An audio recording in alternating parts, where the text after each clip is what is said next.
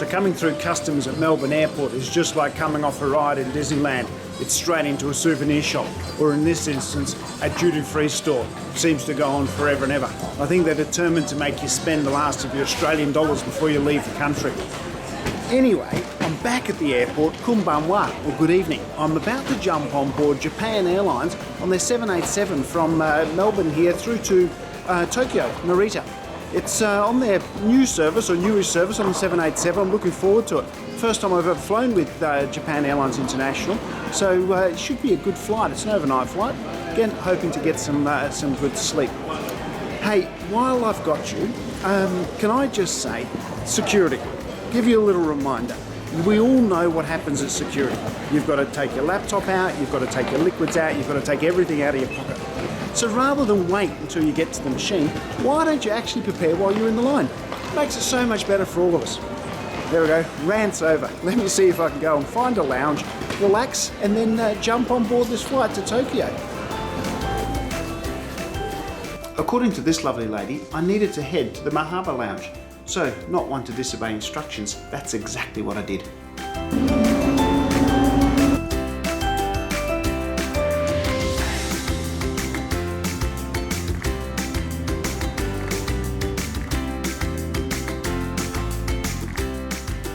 After a while, I realised that as a Qantas Platinum member, I could probably also use the Qantas First Class Lounge. So that's where I headed, for some salt and pepper squid and a glass of Penfold Shiraz. The Qantas First Class Lounge is also great for plane spotting. This included one of the very last QF9 A380 services through to Dubai, as a few days later this became the 787 flight to London via Perth. I also got to see my ride come in.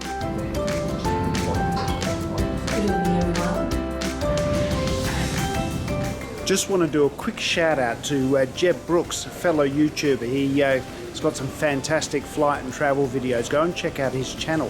One of the things that he loves to do is to check out these signs at the airport, the departure boards. Here at Melbourne Airport, we've got a good collection of flights going out tonight.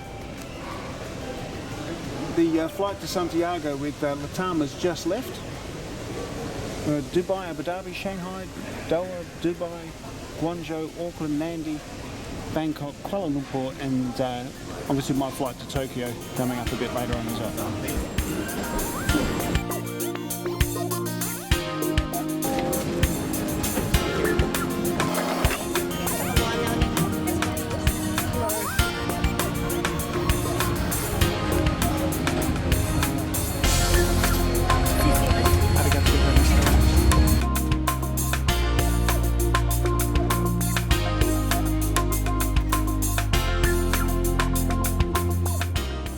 The business class cabin on the JAL 787 is laid out in a 222 configuration.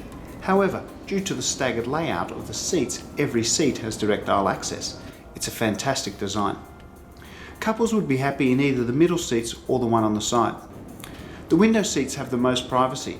Unfortunately though, on this flight they were all taken and I was on an aisle.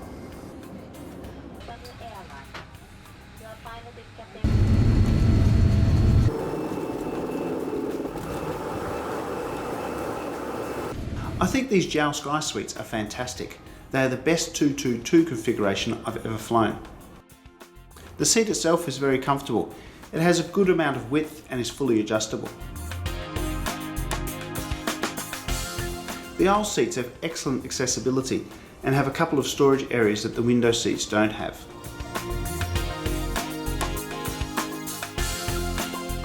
The power, headphone and USB ports are all within easy reach. There is a privacy divider between the seats, which is raised straight after takeoff. This gives the window seat passengers total privacy.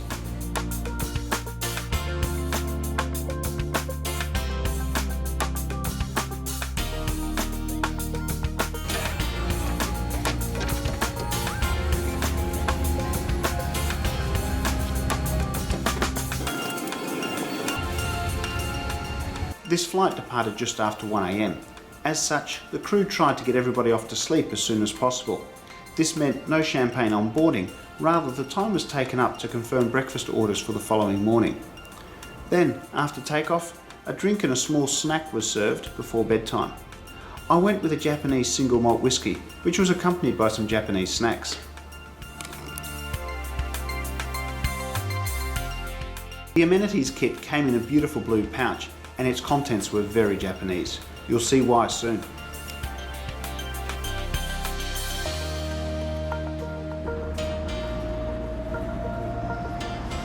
In addition to some fantastic slippers, JAL also provides half pyjamas, that is pajama tops, which is, hey, better than no pyjamas at all. So let's see how they look. Well, that didn't quite go as expected. It turns out it's not actually a full pajama top. It's actually some sort of cardigan thing that I'm assuming you wear over the top of your t-shirt. Not a good look otherwise. We'll try that again. There we go. It's a little bit tight over the top of the t-shirt, but yeah, lovely. I'm sure I'll sleep comfortably. In it. Not sure I'll be wearing it through customs on the way through. Look at that. You can see there's even quite a nice little JAL logo. The seat converts into a fully flat bed. A mattress overlay is provided, which makes the bed very comfortable. Another thing that really helped was the gentle steam eye mask from the amenities kit. When you open this and put it on, the crystals are activated and it gently warms your eyes as you drift off to sleep. The moisture mask completes the Japanese look. The overall length of the bed is about 6'1" or 185 centimeters, so plenty for me, and I managed 6 hours of solid sleep. In a moment of, that sounds great, let's give it a go, I had selected the Japanese breakfast. I normally love Japanese food, but it turns out that Japanese breakfasts are a lot like Japanese lunches and dinners.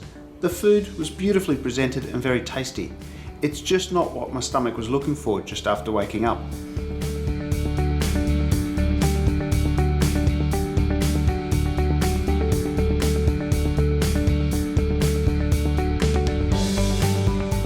The TV screen on these SkySuites is excellent. It's large and provides a clear picture. Similarly, the Sony noise-cancelling headphones were excellent. Unfortunately though, I found the system cumbersome and difficult to use. A detailed instructions card tried to help, but my feeling is that these systems shouldn't need instructions. The screen was not touchscreen, so the system could only be operated by the remote, which proved difficult. On paper, there were plenty of choices. How to get them to appear on the screen, well, that remains a mystery.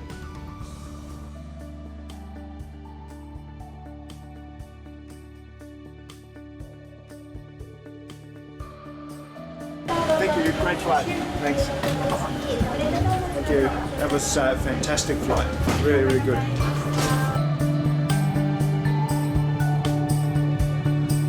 So that was Japan Airlines and the 787 in their SkySuites. Really, really impressed. I think it's probably the nicest 222 configuration that I've seen. Direct aisle access, a good flat bed, really, really nice. I'm not sure I'd choose a Japanese breakfast again, but that was a good experience as well. Now, I'm off to find a lounge and about to jump on board the Finnair A350 through to Helsinki. That's in an upcoming review, so keep a lookout for that. Thanks for watching. If you enjoyed this video, give it a thumbs up, leave a comment, and if you haven't done so yet, please do subscribe and tell all your friends about it. Let's see how many subscribers we can get by Christmas. Thanks, and as always, happy travels.